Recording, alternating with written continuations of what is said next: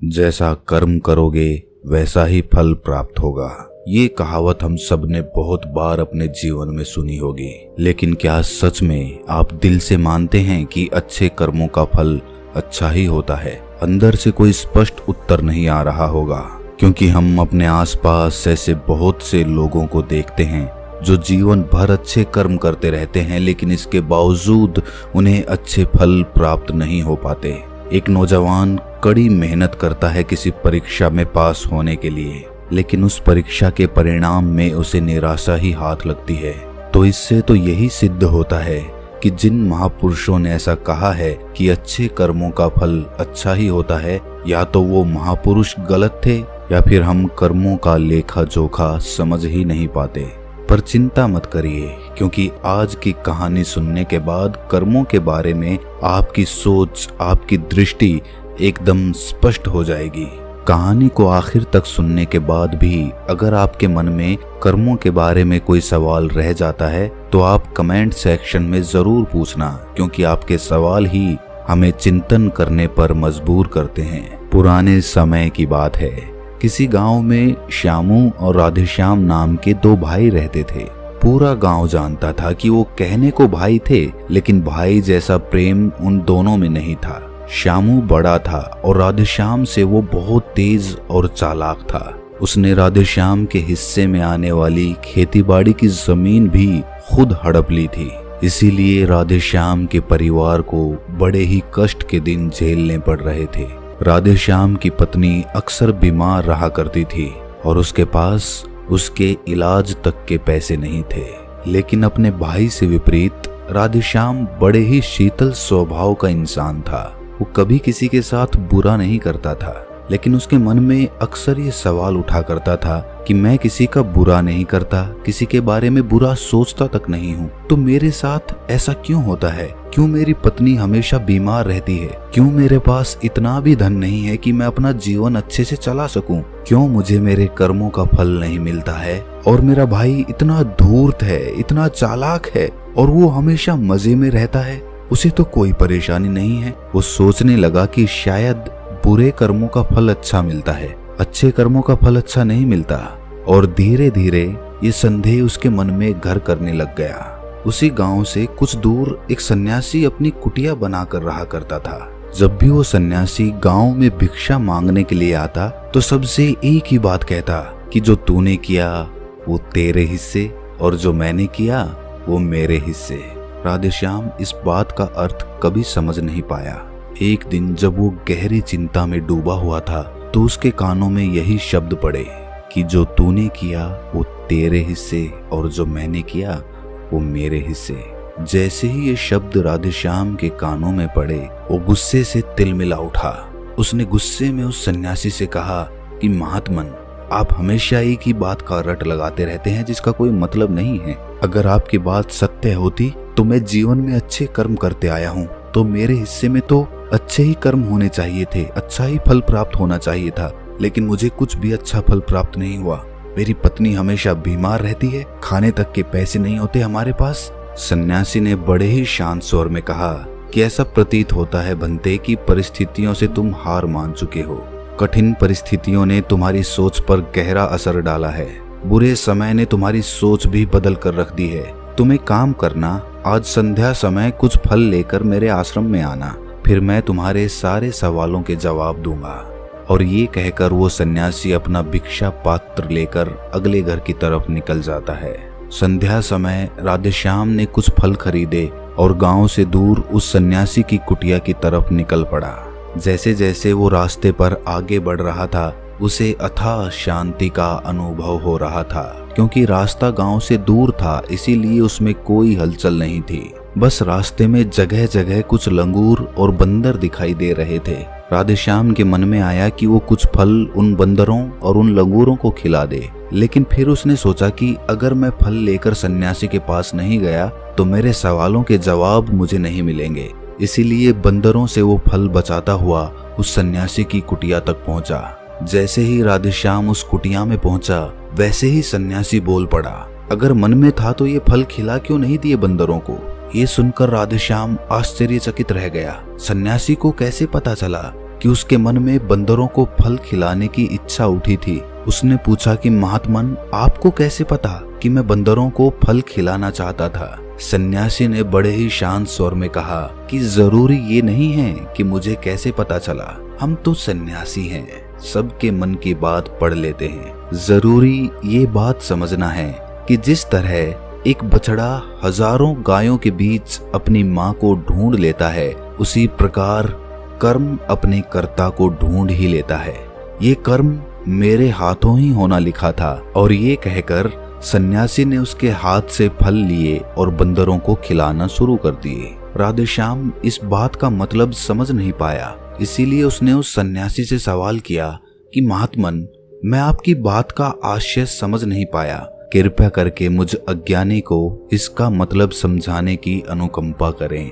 सन्यासी ने बड़े शांत स्वर में कहना शुरू किया कि बनते, मनुष्य को हमेशा यही लगता है कि वही करने वाला है, वही करता है और वही कर्म करेगा। लेकिन समझने की बात ये होती है कि कर्म आपका खुद चुनाव करता है, आप कर्म का चुनाव नहीं करते।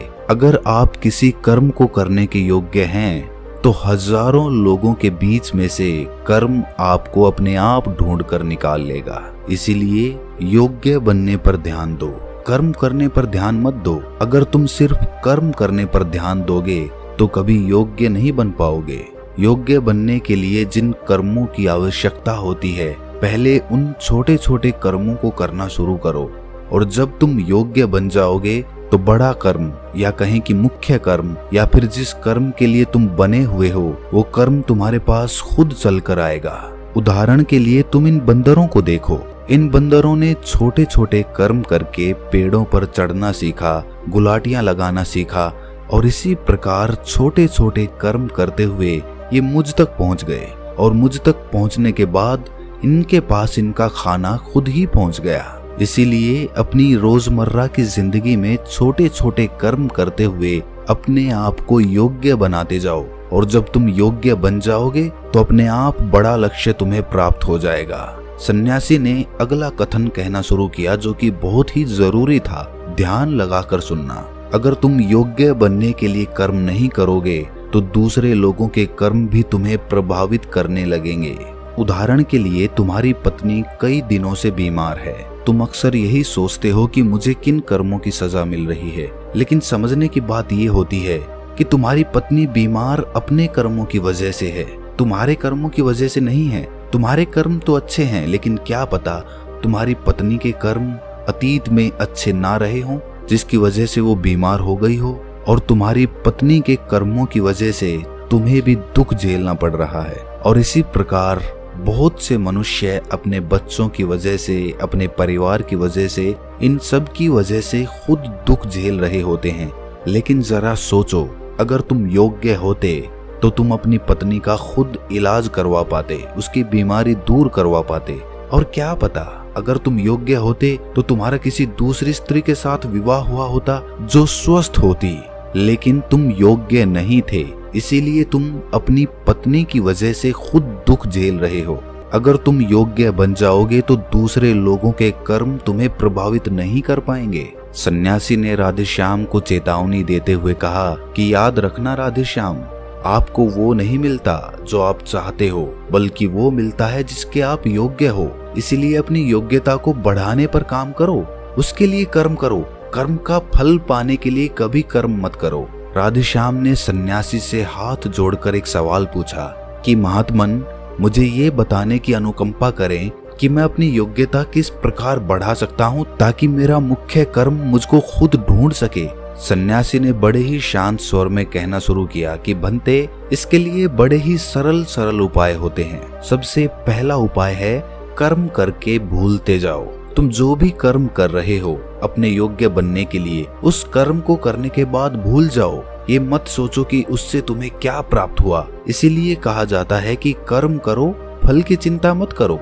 अगर तुम फल की चिंता करोगे तो वास्तविकता में तुम कर्म कर ही नहीं रहे होगे। अक्सर मनुष्य की पीड़ा का ये एक बहुत बड़ा कारण होता है। वो सोचता है कि मैं कर्म तो अच्छे कर रहा हूँ, लेकिन मुझे फल प्राप्त नहीं हो रहे, और यही पीड़ा उसके मन को ठेस पहुंचाती रहती है, उसको अपने लक्ष्य से भटकाती रहती है। किसी कर्म को करने के बाद अपना आकलन जरूर करें, लेकिन फल की चिंता ना करें।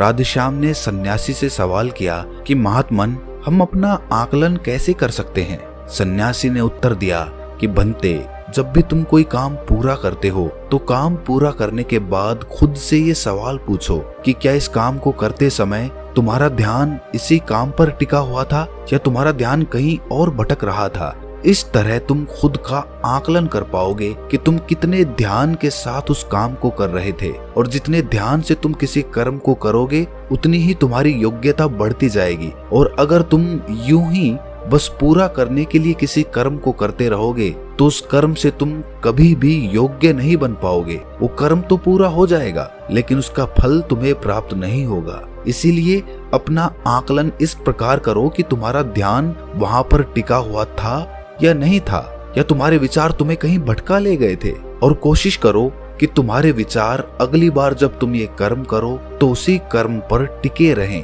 इधर उधर दूसरी बातों में भटके ना। राधेश्याम ने इस पर एक सवाल पूछा कि महात्मन, जब भी हम कोई कर्म करते हैं तो हमारा मन विचारों से ग्रस्त हो जाता है, वो तरह तरह की बातें सोचने लगता है, तो हम किस तरह अपने मन को एक ही कर्म पर टिका कर रख सकते हैं? इसके लिए कोई उपाय बताएं। सन्यासी ने इसका उत्तर देते हुए कहना शुरू किया कि बनते, जब भी तुम किसी कर्म को करते समय अपना पूरा भाव उसमें डाल देते हो तो तुम्हारे विचार उसी कर्म पर केंद्रित रह सकते हैं। पूरी निष्ठा, प्रेम और सद्भाव के साथ किया गया कर्म तुम्हारे विचारों को इधर उधर नहीं भटकने देता। विचार तभी तुम्हें दूसरी दिशाओं में बहाकर ले जाते हैं जब तुम उस कर्म को पूरी निष्ठा के साथ नहीं करते, उसमें पूरा प्रेम नहीं डालते, उसमें पूरा भाव नहीं दिखाते। जब ये तीनों चीजें तुम उस कर्म में डाल देते हो तो स्वाभाविक रूप से तुम पूरी तरह उस कर्म में सम्मिलित हो जाते हो और तुम्हारा मन और मस्तिष्क एक ही जगह पर टिका रहता है। सन्यासी ने अपनी बात खत्म करते हुए कहा कि अगर कोई इंसान, कोई मनुष्य इन उपायों का सही तरीके से इस्तेमाल करता है, उनका पालन करता है, तो वो किसी भी कर्म के लिए अपने आप को योग्य बना सकता है। और एक बार अगर वो योग्य बन जाता है तो उसी बछड़े की भांति उसका कर्म उसे अपने आप ढूंढ लेता है। राधेश्याम को कुछ फलों के बदले जीवन भर का ज्ञान मिल चुका था, उसे स्पष्टता मिल चुकी थी, उसके सारे मन के सवाल खत्म हो चुके थे। उसने सन्यासी को प्रणाम किया और वहां से अपने घर के लिए निकल पड़ा। रात हो चुकी थी और रास्ते पर अंधेरा छाया हुआ था। वो इन बातों के बारे में विचार करता हुआ अपने घर की तरफ निकल पड़ता है। तो दोस्तों, कैसी लगी ये कहानी आपको? कमेंट सेक्शन में जरूर बताना, और अच्छी लगी हो तो इस चैनल को सब्सक्राइब करके नोटिफिकेशन बेल को जरूर प्रेस कर देना। तो मिलते हैं अगली कहानी में, तब तक के लिए अपना ख्याल रखें।